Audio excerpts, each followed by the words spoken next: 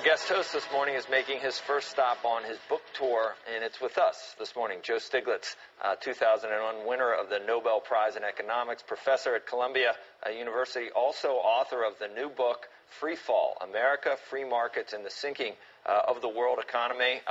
Professor, welcome. It's great to have you, in here. Most people, hopefully, will, to see what you're talking about, will take a look.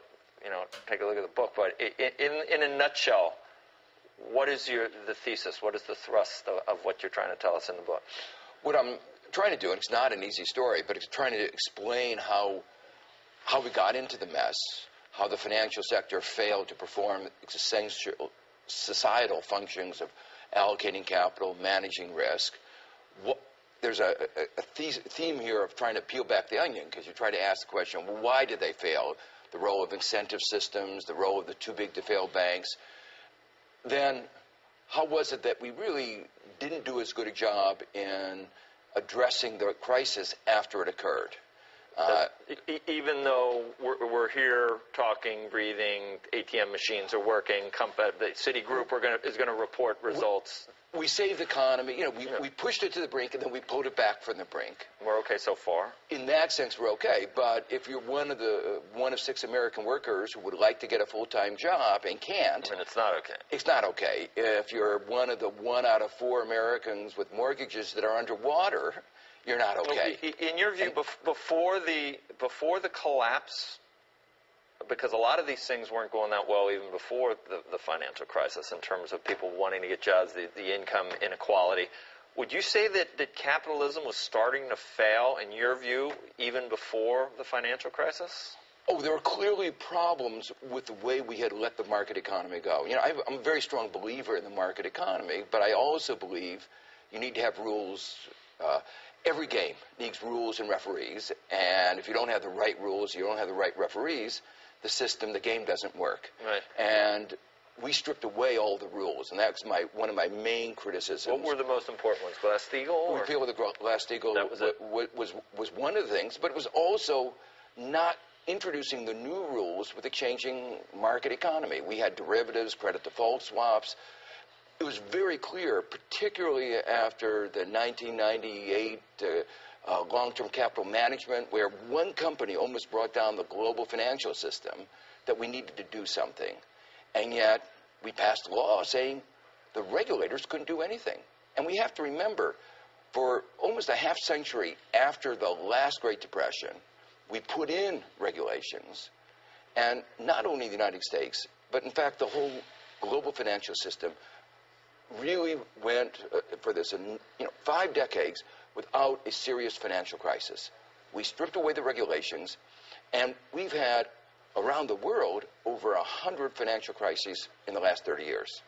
If that's not proof, I don't know what is. So we got drunk with the notion of unfettered markets, but look at the proponents, guys like Greenspan and Larry Summers. They've begun to rethink their ideas. I mean, Greenspan made this very famous mea culpa, that he thought markets could be self-regulating, that they could manage risk. He said no, but the real mistake wasn't just that. It was that they failed to realize that when they made a mistake, it wasn't just they that would bear the consequence. If I go to gamble in Las Vegas, I suffer, my family may suffer, right, but it doesn't bring down the whole economy. But when the banks gambled, right. Externalities, exactly. That's economists use that as a key concept.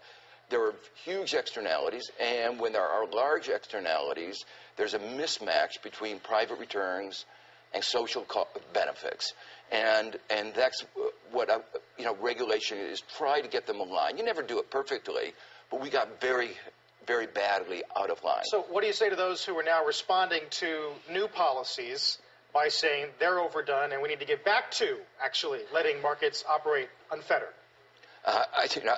You're shaking your head. They just haven't learned the lessons of history. One of the things, for instance, they say, and you hear it over and over again, is that if you go back to the regulated era, you'll stifle innovation. That's the main argument you hear. And I think Paul Volcker's response is really the right one. He said, it's hard to find any evidence from anybody who's not in the industry that can show any clear link between these so-called financial innovations and increased productivity in our economy. On the contrary,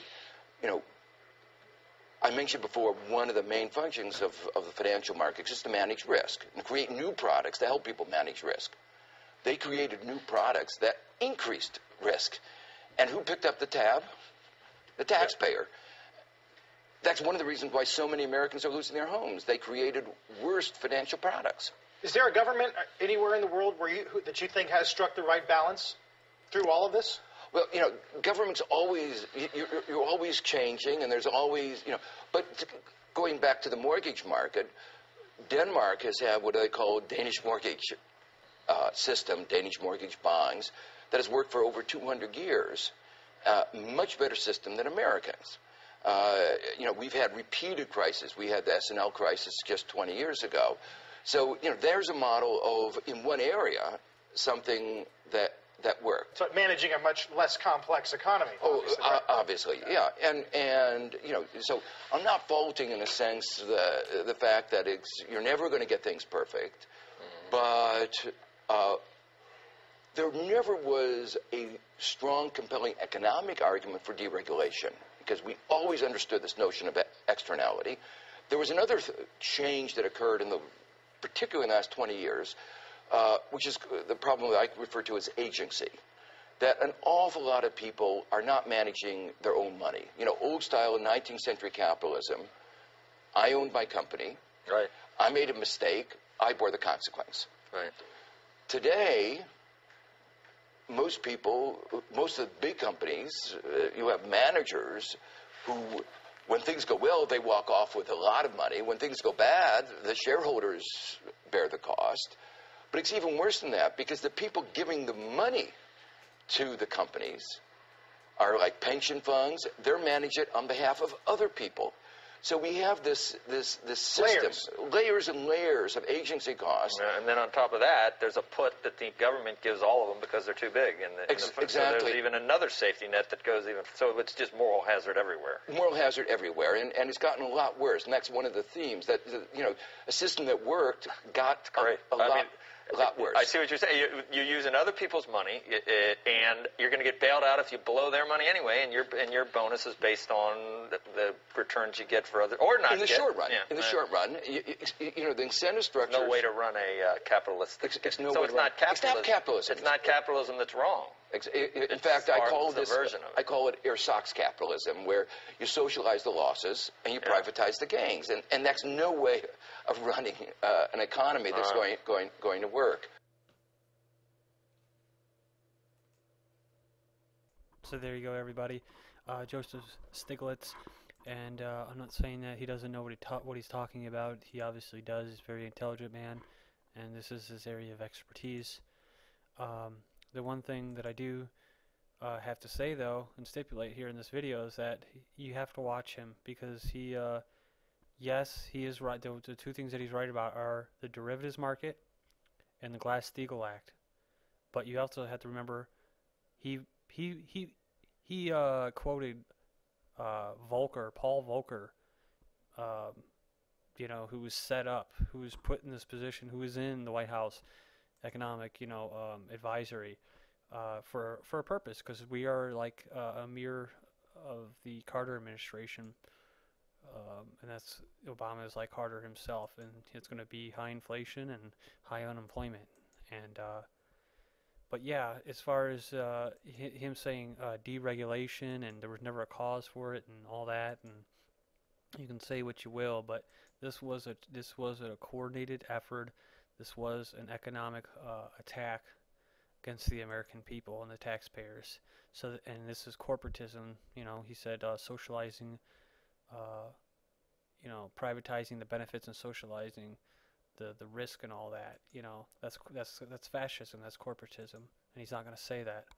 And he's also not going to say that that there was a concerted effort on behalf of the New World Order and the elites, financial banking cartel, to carry out this economic collapse and remove those regulations so that they can do what they wanted to do. Also, Greenspan, who said the Federal Reserve works outside the U.S. government and doesn't answer